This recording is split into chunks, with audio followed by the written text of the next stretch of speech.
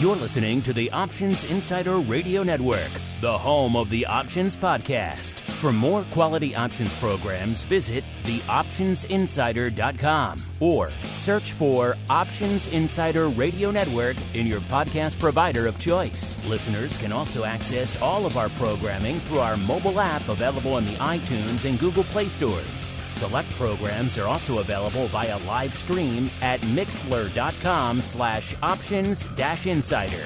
That's mixlr.com/options-insider. Don't forget to follow along with your favorite programs and submit your own questions for the hosts at twitter.com/options, stocktwits.com/options, facebook.com/theoptionsinsider, or via questions at theoptionsinsider.com.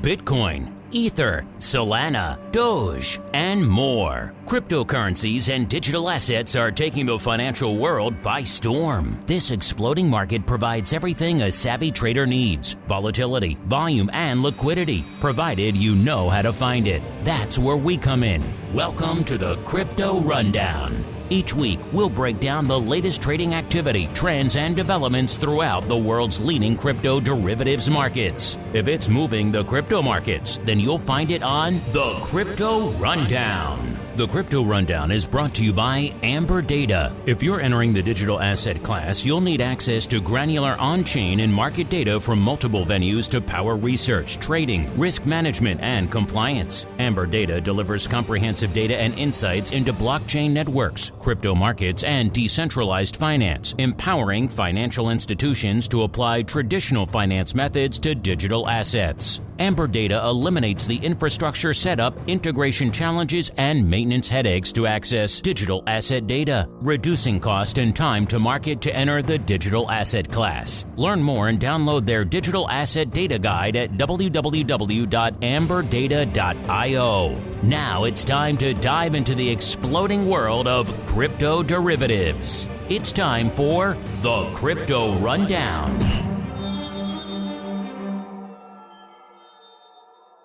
All right, everybody. That music means we are back once again. I am back in the Chi-Town studios, back from my sojourn to the southern studio there in Florida for a little bit of STA National Conference action last week. That was pretty fun. Look forward to all that hitting the network later this week. A lot of you pro folks are already getting it on the pro feed, so stay tuned for that. A lot of fun to be had on the show today as well. My name, of course, Mark Longo from theoptionsinsider.com.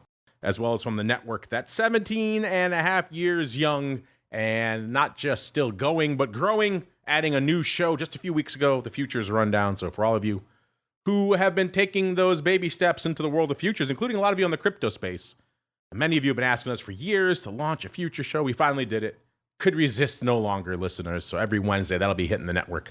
Yet another reason to be subscribed, not just to the Crypto Rundown, but to the full network. Nearly a dozen shows coming at you each week. We will keep you engaged in the world of options and derivatives. Listen, that is our promise to you. And of course, if you want to go above and beyond, you want to be engaged even more with some exclusive content, pro Q&As, options oddities, live streams, like I said, early access to some of the stuff we're recording at these special events. And man, we're already coming up on almost the time to give away the September Pro Trading Crate. Only one place to go to get your hands on all that goodness. The optionsinsider.com/pro is the place to go to learn more. As we learn who's joining us this week on the show, it is time to roll out the Crypto Hot Seat. Forget about cold storage. It's time to turn up the heat on thought leaders from the world of cryptocurrencies and digital assets. It's time to take their place on the Crypto Hot Seat.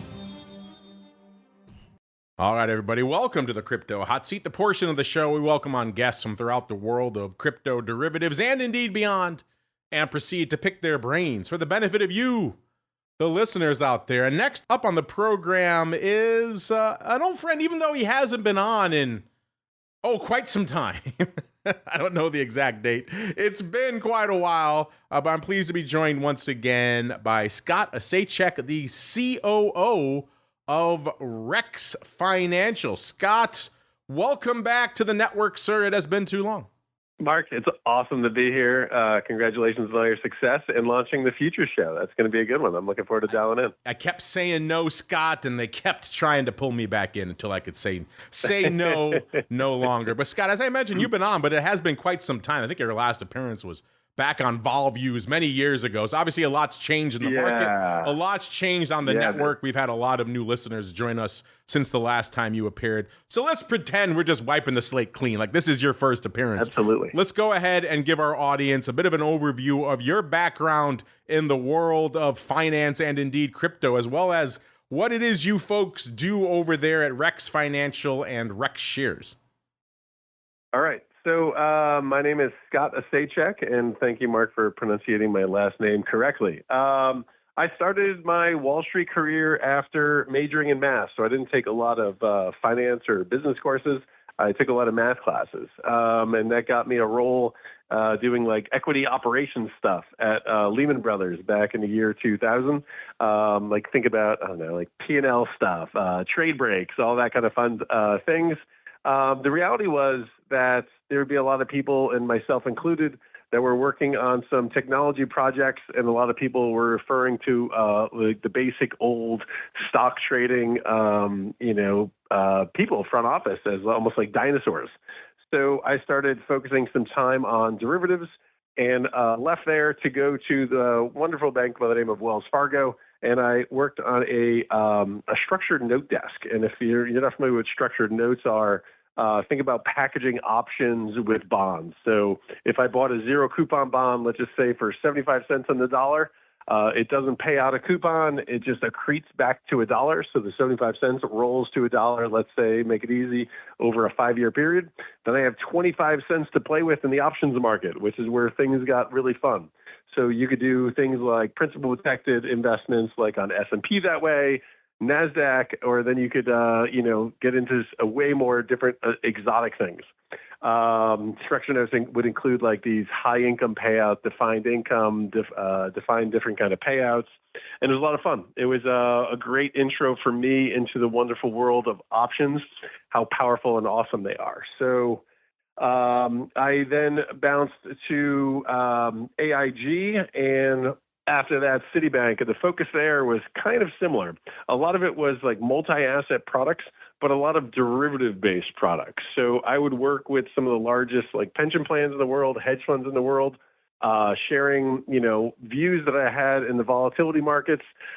Maybe there's some incorrect pricing that we thought we saw versus what we see in the futures market. But also it introduced me to the world of asset managers. There was not a lot of people focusing on bringing different commodity products to the marketplace back then. So that's when, there was a white paper written, the facts and fantasies of commodity investing. And that's when you started to see a lot of people start to make allocations to pensions. But also at that time, there wasn't a lot of ETFs back there. So I helped launch a few different ETFs, including the first ever beta exchange traded note on the Dow Jones AIG Commodity Index back then. And kind of a funny small note, the guy I worked with on that was Greg King. He was at Barclays when they created that ETN. And I was at AIG. I helped hedge those products for him. And the fun part is we stayed in touch over the years, and he created this company called Rex Shares, and I joined right around the time when the first products were launched. So that kind of brings me to where we are now at this company called Rex Financial, which is like the parent company, and Rex Shares is the company that has a series of ETFs and ETNs in the marketplace that are pretty interesting. When we think about Rex Shares, I'd like to think of us as like an innovative issuer.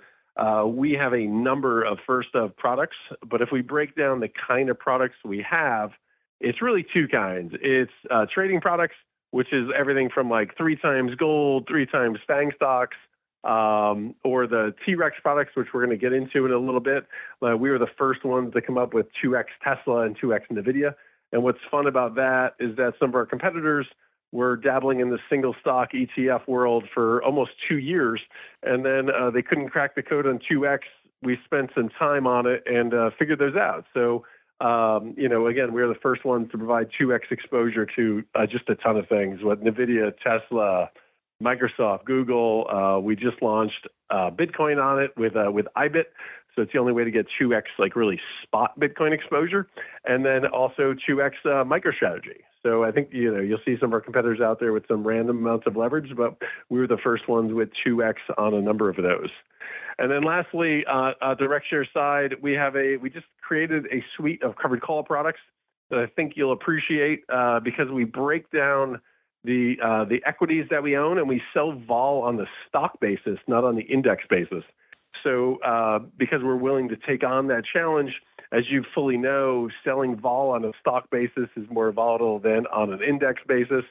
So if you compare those products to like a traditional covered call ETF, you'll see that our yields are much higher than the traditional covered call ETF. And then also because again it's more volatile, we're able to strike our calls further outside the money, which allows us to have the potential for more NAV growth as well. So I'd like to think we're pretty good at what we do on the structuring side, and that we just really focus on pockets of markets where nobody else does, and we just try to figure out how to improve or how to come up with some of these first of products. Well, you covered a lot of ground there, and I want to get to all of that. But you joining us on an auspicious day here, Scott, because we have been debating this and talking about a certain aspect in the world of crypto derivatives pretty much since the beginning of the year. The beginning of the year, everyone was obsessed with, will the SEC approve the Bitcoin ETFs? Of course, that came about mid to late January. And then the next question was, okay, let's get some options on these things. In the past, the options approval and the options listing would come, a few days to a few weeks after a hot new product was listed. Turns out the SEC was hemming and hawing and delaying. In fact, it was a big topic of conversation for us down there at the Options Industry Conference a few months ago. Everyone was debating. Some people thought we would never even see these things. They were so dire on the way the SEC was viewing the world of options on Bitcoin. You could buy a Bitcoin ETF, that was okay, but buying, let's say, a call on said ETF, forget about it. That was beyond the pale. Fast forward to last week, I was down at STA in the Southern Studio, and once again, this topic came up, and a lot of people were debating yet again. Will we see it? I don't know. Some people were thinking maybe optimistically by the end of the year, but even that seemed like that was stretching it a bit. And then lo and behold, no sooner do I turn off the lights on the Southern Studio that the news breaks heading into the weekend that the SEC did exactly what people were waiting for, listeners, the thing you've been writing into us for quite some time. They finally approved options on a Bitcoin ETF, kicking it off with the big dog, the BlackRock fund iShares Bitcoin Trust. Say that 5 times fast, aka IBIT, which Scott was just talking about. That was actually on Friday. I don't see a lot of regulatory notices hitting on Friday, so maybe that says something about what the SEC thinks about this. But let's start there, Scott. This is obviously big news for anybody in the crypto space, anybody in the options world, anybody in your side of the fence, the product world, because it opens up a lot of options, pun intended, for what you can do. Were you as dire as a lot of other people were that we would never even see these approvals from the SEC? And what are your thoughts now that they're finally starting to go through? I think, to your point, like you were able to buy a Bitcoin ETF. You were able to buy Bitcoin futures. You were able to buy options on those futures. You were able to buy a Bitcoin futures-based ETF. You were able to buy Bitcoin futures-based ETF options. And yet, for some reason, there was no options on those Bitcoin ETFs with the spot-based ones, the physical ones. I would say I was more confused than anything else. And then as more time passed, I was starting to wonder. I'm like, what the heck? Will there have to be a new administration for this to take place? I was generally confused by it. I was definitely pleased to see the news hit. I mean, to illustrate how kind of silly this is. Okay, so at Rex, like I said before, we launched 2x and minus 2x Bitcoin, which is basically swaps on IBIT. So we have 2x IBIT and minus 2x IBIT. Within about a week, maybe it was a week and a half of launching 2x IBIT, we had options on 2x IBIT. But IBIT did not have options itself. I mean, that's how kind of silly this situation became.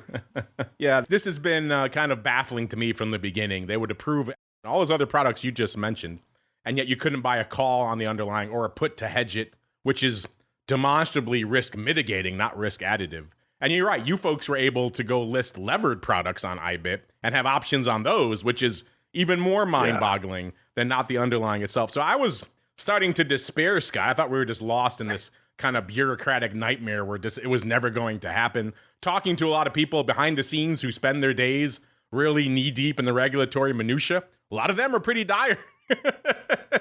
Some people were saying it was a question of even if, not when, this was ever going to happen. That's how dire they were. So I thought this was never going to happen, Scott. So yeah, just to see it happen on a Friday, sneaking out on a Friday after I turn off all the microphones last week. Kind of annoying, but also good at the same time. Really quickly, Scott, we have a poll. This went live this morning with our audience. This is our question of the week, listeners. You folks can play along at Options on Twitter right now. We said, quite simply, ask and you shall receive. After months of waiting, the SEC finally approved options trading on the Bitcoin ETF from BlackRock. We just mentioned it, ticker symbol IBIT. Very simply this week, do you plan to trade IBIT options when they are listed? We gave our audience 3 choices, Scott. Heck yes, hell no, or I prefer something else. And we gave them a bunch of choices, BitO, BitX, etc. What is your vote? I think you know where you're going, Scott. And then B, where do you think our audience has fallen? I have to imagine, yes. I mean, in the grand scheme of things, this is one of the things I love about moving from covering institutions to creating products for everybody, is that you're providing access, right? So I love tools in my toolbox. My favorite part of my portfolio is the part that I trade very frequently, and that's options, levered products, all that kind of fun stuff. So yes, I have to imagine the answer is yes. I would definitely remind people that options are available on 2x IBIT if they wanted to, with BTCL being our ticker there. But I have to imagine the majority of people said yes. They're heck yes, they're interested. You are correct. We do preach to the choir after all. And 80% right now, in the first couple hours of voting, listeners, 80% of you are definitely intrigued. You're saying heck yes. 20% say hell no. I get it. There's some crypto doubters out there. No votes for BitOs or BitX or any of that kind of fun yet. But Scott, you mentioned BTCL. Let's get to some of the other fun going on in the crypto derivatives product world. You folks have been busy since the last time I talked to you, which I just heard from my producers was back in November of 2018. So it's been quite some time. A lot going on both on the network and in the markets, and indeed over there at RexShares. Let's start with some of the stuff you were just talking about that may intrigue our listeners. Back in July of this year, you launched the T-Rex, which, by the way, I do love the moniker there, T-Rex. It's good. T-Rex long, 2x long, I should say, Bitcoin Daily Target ETF, as you mentioned, BTCL, and the inverse Bitcoin Daily Target ETF, BTCZ. As you mentioned, levered products that were approved and optionable on IBIT, which, again, just blows the mind out there. But you launched these back in July. As you kind of touched on them already, but give our listeners a bit of an overview of these products, why you decided to launch them when you did, and how are things going volume-wise in the early offing? Yeah. So, all right. So first, let me address T-Rex. So, you may have heard of the name Matt Tuttle. He created a company called Tuttle Capital Management. He is infamous. He was the one that created the short Jim Cramer product. He initiated, I believe, the short Kathy Wood product, SARK, and so it's SARK and SGIM, and some other notable achievements. So Tuttle is actually the T in T-Rex, and then obviously Rex is the Rex in T-Rex. So it's a collaboration with Tuttle that we're super excited about. We started last October with the first 2x NVIDIA, 2x Tesla products. And yes, we're excited about having Bitcoin up. Summer launches are a little bit tough. I think, we have to get our story out there.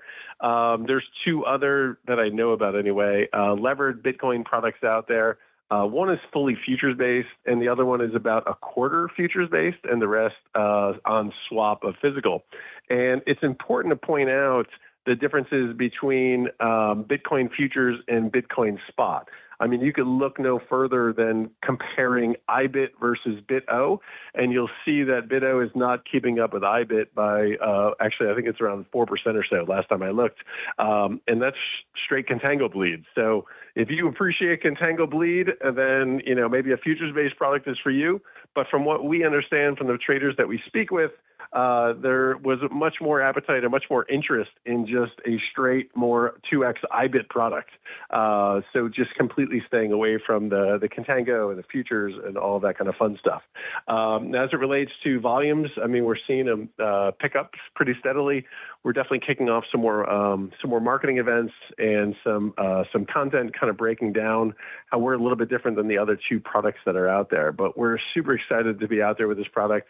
I think, no matter what happens in November, it seems like both administrations are pretty bullish on the crypto industry. I think, obviously Trump buying burgers for a bunch of people in Bitcoin and being open to a strategic reserve shows that he's going to be very aggressive when it comes to crypto. But it does appear that Kamala is going to be at least open to meetings and open to learning more and hopefully doing more to advance that industry as well. So I'm excited about having these products out there. Well, you mentioned, my first point of contention whenever I see a new levered or inverse product coming on is, as you just mentioned, the issue with the negative roll yield, or as you called it, the contango bleed. It usually tends to impact these products dramatically. We see it in the vol space all the time. In fact, it's a tried and true vol trading strategy to trade the erosion that results as a result of a lot of these inverse products and having to roll their underlying futures position on a regular basis. These levered products are not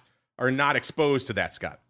Yeah, well, IBIT is physically backed, so it owns physical Bitcoin. So it's almost like GLD versus GLD versus ETFs gold. out there that are. Yeah. I don't even think there's any other gold future-based ETFs out there. But if I'm looking at, I just pulled up Bloomberg, but if I look at IBIT versus BitO since IBIT was launched in January 11th, it's outperforming BitO by about 5.4%. Of course, BitO does pay that ridiculous dividend, so maybe if you add that, this is the total return. That's total return. Okay, well there you go. So there you go, a little bit of bleed out there, which is again something interesting. Yeah, and you're right. It is very much analogous to the GLD.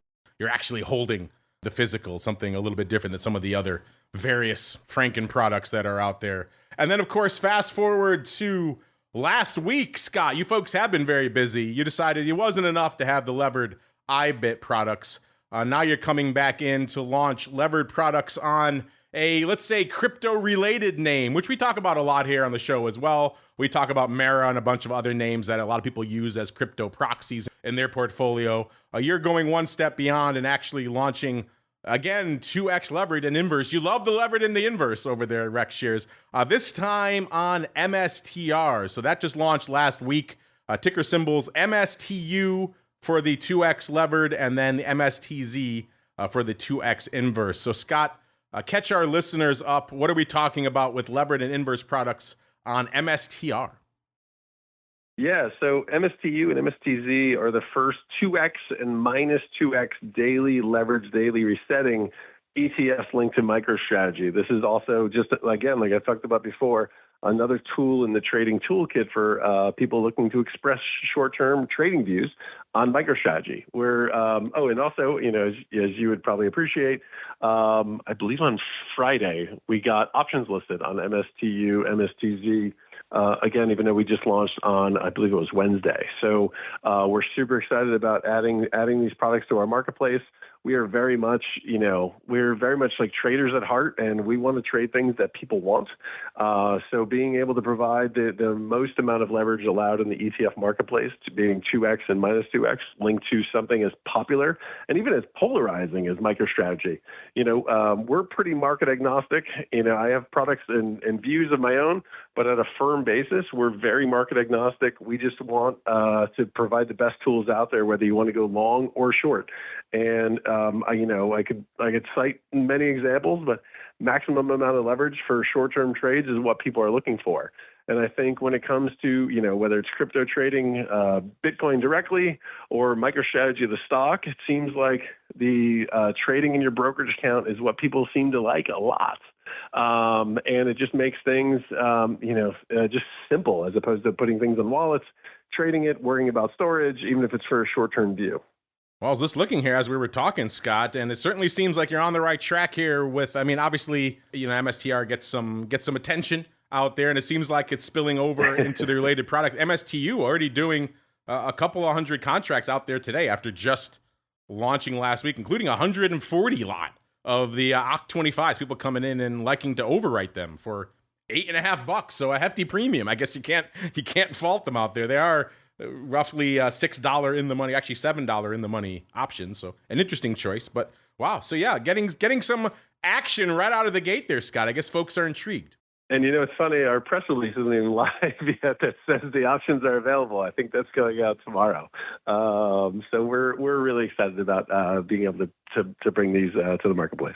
Well, clearly somebody got word before the press release went out, Scott, because they're out there slinging it today. Certainly public information. I think we tweeted it out, but the bigger campaign we haven't done yet. Oh, wow, interesting. So yeah, I'm looking here, and it looks like the OCT30s. There's a ton of those, about 600 of those open, which are now also in the money options. So wow. It's been an active, not even a week, 5 days here, Scott. So it's been clearly there is demand for these, and all of these traded last week on the 20th. About 600 of these OCT30s. We like to get into the weeds a little bit here, Scott, and see what's going up in this product. Absolutely. So yeah, about 463 trading for $3.67 when MSTU was $29.66. So these were still out of the money calls. Looks like a lot of yield harvesting early on here, which again, you can't fault them. They're getting some this is 108 volatility. You can't fault folks for wanting to sell a little bit of that. Yeah. But Scott, especially post-Fed, right? Post-Fed, there's definitely a little bit of vol pop. Yeah. Well, Scott, it sounds like you folks have found your niche here in the levered and inverse crypto adjacent product, shall we say. So where does this stop? Are we going to see levered and inverse Coinbase next? Maybe the Maras? What's next on the docket for you guys over there at RexShares in the crypto space? I can't really go into big details on what's next. What's fun about being it's just you and I talking here, Scott. There's nobody else listening. Yeah. It's just two guys chatting. I'll give you some great examples. What's first about cracking the code and being the first one on 2x, let's say for NVIDIA with NVDX, or Tesla with Tesla T, is that some of the stuff is made public because of public filings, and then we get copycats out there, and then other firms basically like, oh, that's how they did it. Let's do that too. So I'm very sensitive about sharing other ideas coming out, but I would say. We have more things coming in the pipeline, almost immediate, and in the short to midterm. We love this space. We think it's going to continue to grow. The levered inverse space is something that's pretty near and dear, close to my heart. As we created that microsectors suite of platforms, which is like smaller, concentrated baskets that are leveraged. And what's beautiful about that is that it's like a smaller basket approach. You're getting your targeted returns. Well, I don't think it gets more targeted than the single stock. If you have single stocks out there that are super interesting and trade a lot and have what we deem social velocity, and we deem social velocity just how often do people talk about this thing on something we should be interested in looking at, and we constantly scour the marketplace. So you will definitely see more products coming from us soon. Well, Scott, I appreciate you taking some time out of your busy product launch cycle to join us here on the old crypto rundown. We'll have to do it again more frequently than once every 6 years. It's a long time frame. Absolutely. And yes, I think I'm gonna be in Chicago next month too. So I'll let you know when I'm in town. Hopefully we can meet up. All right, sounds good. And in the meantime, in between our 6-year appearances here, if folks want to learn more about what you folks have cooking over there at RexShares, where should they go? What should they do? RexShares.com, REXShares.com. You'll see us on all of our products. And if you follow us also at RexShares on Twitter, you'll see a lot more of our commentary. You'll see when we get options listed on different products, macro updates, micro updates, all that kind of fun stuff.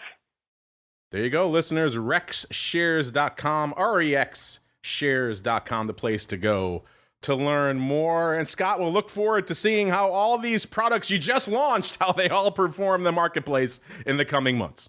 Can't wait. All right, listeners, we can't wait for our next segment. It is time to keep on rolling right on into the Bitcoin Breakdown. It's time to explore the latest trending activity, trends, and developments across the world's leading crypto market. It's time for the Bitcoin Breakdown.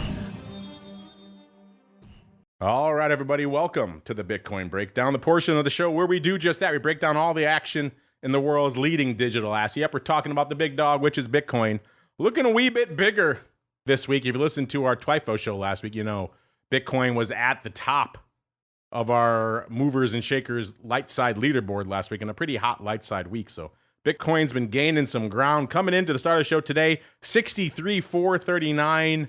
On our last show was 57,798. That puts it up 5,641 handles, listeners. So not quite 10%, but pretty darn close. That's quite the banger week. As of last Thursday, I believe it was up 8% already. So quite the run.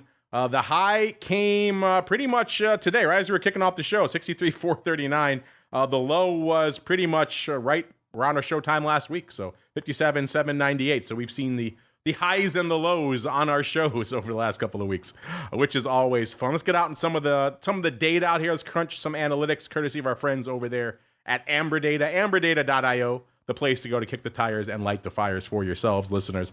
Let's start weekly and work our way out as we are wont to do. 7-day vol in Bitcoin, 47.60 today. That comes down from about 54 and a quarter. Again, a decent move, but not enough to maintain the vol levels we were seeing last week. The same deal on the 30-day vol front, even though it is coming in a little bit less. It's a 49 right now, a 51 last week, so down only 2 points. And the 6-month vol was at a 62 last week, 60 and a half this week, so down a point and a half. Let's get out to the Skew and see what it's telling us out there right now. And right now, it's looking like the Skew thinks we're pretty much hanging out right where we're supposed to be, at least on the weekly front. We were almost at a -4 this time a week ago, -3.7, so that Skew was certainly aimed in the wrong direction, huh? That's why we always say the Skew is not always a crystal ball for where Bitcoin will go, but just an indication of what the options are pricing in, listeners. They were markedly biased towards the dark side last week, and of course, we've had pretty much naught but rallies ever since. This week, the Skew kind of flat on the weekly side, 0.5 to the upside, so maybe it's just kind of exhausted itself, and it's waiting for the next leg, the next move, listeners. A similar deal on the monthly Skew front. It was -1.25 this week. Swinging in the opposite direction, +1.25 this week, so a 2.5 point swing. Still, I would consider mostly anything a point and change in either direction to be flat. So hanging out mostly flat on the monthly Skew as well. You know, long-term hodlers are going to hodl. They're getting a little bit juicier this week, though. +3.1 on the 6-month Skew last week. This week, a +4. So ticking up a little bit. They want to hodl that much more this week, listeners. Let's get out some of the products that you folks like to trade. We're going to have to start adding some of these other ones like IBIT and things to the mix as well. Maybe some of the Rex Shares products as the volume starts picking up. So an embarrassment of riches is going to be a 3-hour show pretty soon, listeners. Let's get out to BITO right now. 1920 up nearly 2 points, 1.7 points from this time last week. In terms of ADV, that's getting a shot in the arm as well. 84,000 contracts a day. Now it's up 10,000 from this time last week. So you folks liked that move. In terms of options volume, it's generating some paper flow out there. Today wasn't looking that hot, so it doesn't seem like they're going to hit it today. Only 32,000 as of the start of the show. Let's see if that's ticked up a little bit. Slightly. It's up to 37,000, so not going to hit 84K today, listeners. And the vol kind of treading water, down slightly at a 52 right now on the 30-day vol front, down about 3 points from this time last week. All the long-term stuff is still in place on the size positions, but interestingly enough, we do have some paper expiring this week. The 20-half and 19-half calls are number 4 and number 5 with 37,000 and 32,000 contracts open respectively. Again, those are going the way of the dodo this week. And it looks like, again, those were not on the board last week. That is new paper. It was opened 36,479 of the 20-half calls expiring this week. Traded last week on the 19th, so a few days after our show. Listen, let's see what they were up to out there. Looks like they mostly bought them for 16 cents. A block of 31,150 went up for 16 cents. Again, they have till the end of the week. So Bitcoin needs to get into gear. It can do it. Obviously, we've seen Bitcoin run before. They paid 19 cents for 1,000 more, so wow, they really... They were really excited about these options. Let's look at the other ones here really quickly as well, see if there was any spread action between the two. It was a busy day last week on the 19th, listeners. 31,150 was the magic number. We saw a bunch of opening of the 20 halves. We saw opening on the 19 halves. Again, the same number. So it looks like there could have been some vertical action there. 19 half. 20 half. Looks like they did that spread for 27 cents. Paper probably bought it. And then we also have 31,000 of the OC 2601 puts. Great strike. 774. There's some meaty options in this. 2801 puts going up 31,155 times. 26 calls for 8 cents opening on those bad boys as well. So it looks like we've got some aggressive rolls going on here. It's a multi-part bit of fun going up out here, listeners. So we have it here as the 31,000 of the 2801, 2601 in October put spread for $1.11. That was the meat of it. Looks like probably rolling the SEP out to October, and then also against it having some funky call verticals, which are opening. Again, opening that 20.5, 19.5 vertical 31,000 times was opening. So we'll know by the end of this week what's going on with that vertical leg. So lots of paper going up out here this week. Listen, wow, BITO. I guess all it takes is an 8 to 10% move, and folks are slinging some BITO, which is interesting. Is that the case out there in BitX as well? BitX 29.25 when we kicked off the show, up nearly $5, 4 3/4. So doing what it's supposed to do, being the levered alternative to BITO. In terms of volume today, about 10,000 contracts on the tape. That's not a ton when the ADV is 18,000, but the ADV moving in the right direction, up about 1,000 from this time last week. The vol down 18 points. It's a 96 right now, so still frothy, still almost triple digits, but down a whopping 18 points on the week. The big positions out there, again, mostly Jan of 2026. It's like the most near-dated position we have in the top 5 are the D's 30 calls, 5,800 of those. So, again, those are almost at-the-money calls. Now, that's the closest we have, listeners. So nobody playing in weird size weekly verticals like they are in BITO right now, which is kind of interesting. Let's get to Mara, then we'll get on to the altcoin universe for this week. Mara was literally unched when we kicked off the show at a 16 even, so not able to get out of its own way this week. The ADV 198,000, down 7,000 from this time last week. Today we got about 137,000 contracts on the tape, so it seems like a quiet day across the board for most of these names. Vol-wise, 82 when we kicked off the show. It's down about 5 points from where it was this time last week. And the big dog out here, again, it's all D's is the earliest we have. D's 32s. So again, those are not looking great. We talked about some SEP 30s that were still open as of last week. Those have obviously gone the way of the dodo. Now replaced by 34,000 of the Jan 30s. So some folks clearly liking the 30 strike, as we like to explore a little bit of the altcoin universe. It's time to move beyond Bitcoin and find out what's moving the rest of the crypto marketplace. It's time to boldly venture into the altcoin universe. All right, everybody, let's get to it. Let's break down the altcoin universe for this week. And, last week we had Tron holding down the number 10 spot at 12.8 billion worth of market cap. Obviously, we're going up a little bit this week. And spoiler alert, Tron still holding down the number 10 spot this week with about 13.25 billion worth of market cap. Number 9, we got Toncoin coming in right above it, 14.25 billion. Number 8, so it's kind of a repeat of last week on the bottom, just a little bit more juice added in there. Number 8, we got Dogecoin, 15.6 billion. Number 7, our old pal XRP, 33.1 billion. Number 6, USD Coin, 35.9 billion. Number 5, Solana, 67.3 billion. Number 4, BNB, 89 billion. Number 3, it's Tether, 119 billion. Number 2, it's ETH, 322 on the tape. And the big dog, Bitcoin, $1.25 trillion worth of market cap, listeners. Let's get out to ETH, number 2 on the market cap side, number 1 in a lot of your hearts. So also rallying this week. 2286 on the show last week, 2675 this week, up nearly 400 handles, 389 to be precise. So quite the run over the course of the past week. Is that enough to maintain the vol levels we were seeing last week? The answer is not really. 62.8 was the weekly vol last week. This week, 57.6. So coming in a little over 5 points, about 5.2 points out there. On the monthly vol front, also coming in. It was 60.5 last week, 58.25. This week, down 2.25 points. The long-term vol, that one kind of treading water. It was 70.9 on the show last week, 71 even this week, so pretty much unched on the week. Let's get out to the Skew and see what's kicking around out there. Last week, we were looking decidedly negative on the near-dated Skew, negative 4.1. This week, that's all gone. We're pretty much back to flat, positive 0.35 to be precise. So pretty much flat in my book, so weekly options not pricing in any big moves in either direction. Going out a month, we were at a negative 1.8 last week. This week, negative 0.7. So still pretty much in the flat range, I would say. And then going out longer term, folks getting a little bit more excited. It was a positive 3.3 last week, positive 4.3 this week. Let's run down some of the other altcoin, then we'll get out some of your questions for this week, listeners.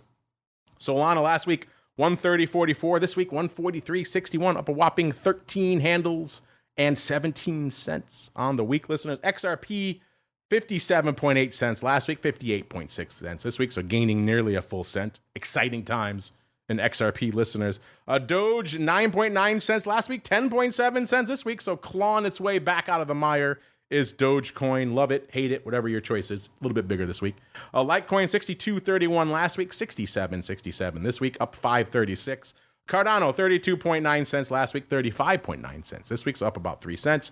Polkadot, 4.21 last week, 4.40 this week, up a whopping 19 cents. And everybody's favorite, Shiba, getting a little bit closer, dare I say it, to the Lambos. 1,000,000 zeros, 1,309 last week. This week, 1,000,000 zeros, 1,452. Can you feel it, listeners? The Shiba Lambos getting that much closer this week as we're getting closer to the crypto questions. You've got questions about crypto. Who doesn't? It's time to find out the answers to your crypto questions. All right, let's get to it, listeners. Crypto questions. It's been a hot couple of weeks on the crypto front for the crypto questions. In terms of our questions of the week, very active. First off, I mentioned at the top of the show with Scott there, our question of the week right now, again delving into crypto. Are you planning to trade the IBIT options when they are listed? 80% of you still hold in court saying, heck yes. Only 20% saying, you're not interested. And no one so far is saying they prefer BITO or something else. So that's kind of interesting. Again, it just went live a few hours ago. This is our question of the week. You guys can play along at options on your Twitter/X machine of choice. Last week, we asked you folks along those same lines. You know, this has been a debate that's been raging certainly in mainstream finance since 2017. Obviously, before then, even in the crypto world, as to, you know, Bitcoin has lived many lives over the past decade. We now have quite a bit of data under our belts, but the debate still rages. What role does Bitcoin really play in a modern portfolio? We gave you 3 choices and the infamous other. It's digital gold, so kind of going back to that old saw, or it's an uncorrelated asset class, or it's just another tech stock, or other.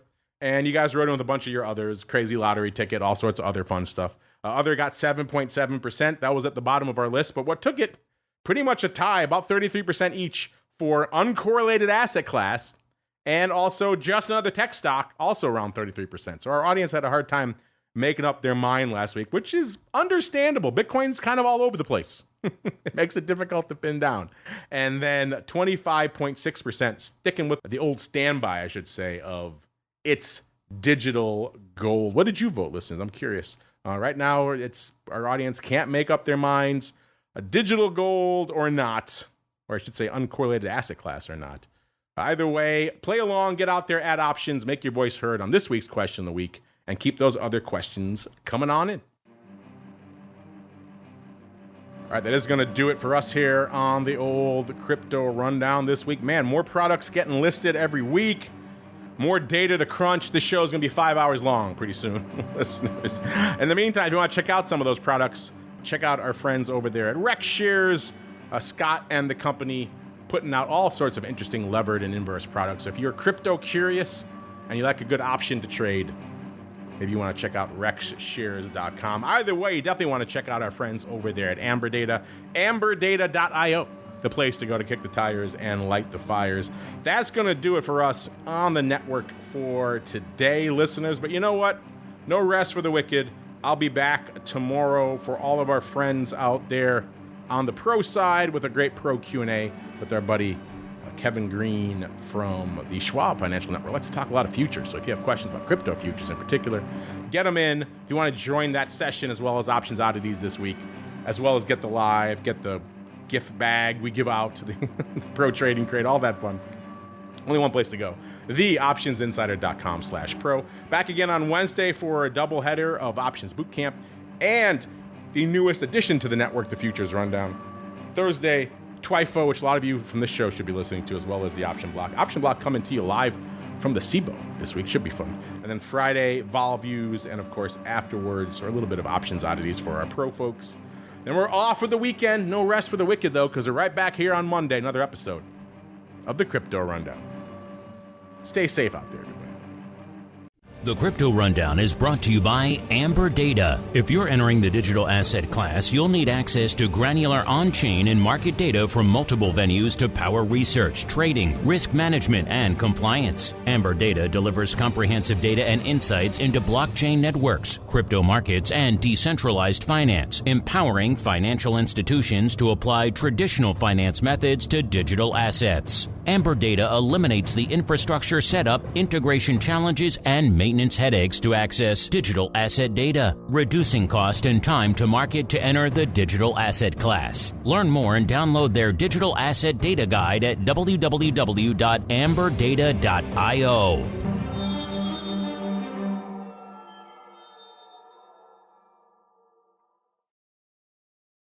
You're listening to the Options Insider Radio Network, the home of the Options Podcast. For more quality options programs, visit theoptionsinsider.com or search for Options Insider Radio Network in your podcast provider of choice. Listeners can also access all of our programming through our mobile app available in the iTunes and Google Play stores. Select programs are also available via live stream at mixlr.com/options-insider. That's mixlr.com/options-insider. Don't forget to follow along with your favorite programs and submit your own questions for the hosts at twitter.com/options, stocktwits.com/options, facebook.com/theoptionsinsider, or via questions@theoptionsinsider.com.